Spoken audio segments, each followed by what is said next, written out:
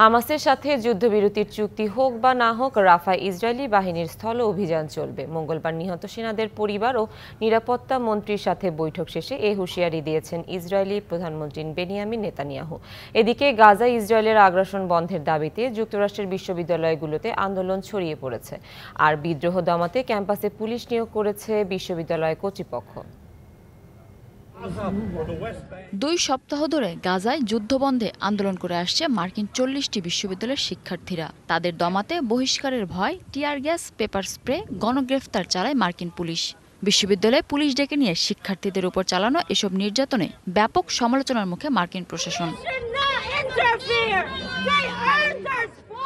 তবে এর মধ্যে গাজায় যুদ্ধবন্ধে শক্ত অবস্থানে নিউ ইয়র্কের কলম্বিয়া বিশ্ববিদ্যালয়ের হ্যামিল্টন হল ও তাঁবুতে শান্তিপূর্ণ অবস্থান নেয় শিক্ষার্থীরা। বিক্ষোভকারীদের আন্দোলন বন্ধে আলটিমেটাম দিয়ে শাস্তিমূলক ব্যবস্থার হুঁশিয়ারি দেয় বিশ্ববিদ্যালয় কর্তৃপক্ষ।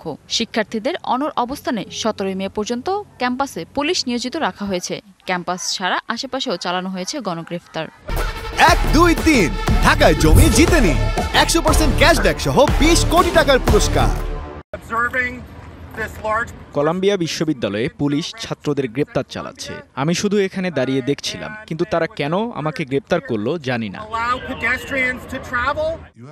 এদিকে হামাসের সাথে যুদ্ধবিরতির চুক্তি হোক বা না হোক, রাফায় ইসরায়েলি বাহিনীর স্থল অভিযান চলবে, জানান ইসরায়েলি প্রধানমন্ত্রী বেনিয়ামিন নেতানিয়াহু। সব লক্ষ্য অর্জিত না হওয়া পর্যন্ত যুদ্ধ চলবে। রাফায় থাকা হামাসের ব্যাটালিয়নকে নির্মূল করতে সেখানে হামলার প্রয়োজন রয়েছে, তাতে চুক্তি হোক বা না হোক। কায়রোতে যুদ্ধবিরতির আলোচনার মধ্যে ইসরায়েলি প্রধানমন্ত্রীর এ মন্তব্যে যুদ্ধবিরতি ও জিম্মি চুক্তি ভেস্তে যাওয়ার শঙ্কা তৈরি হয়েছে। এদিকে রাফায় হামলা না চালাতে ইসরায়েলকে হুঁশিয়ারি দিয়েছে জাতিসংঘ।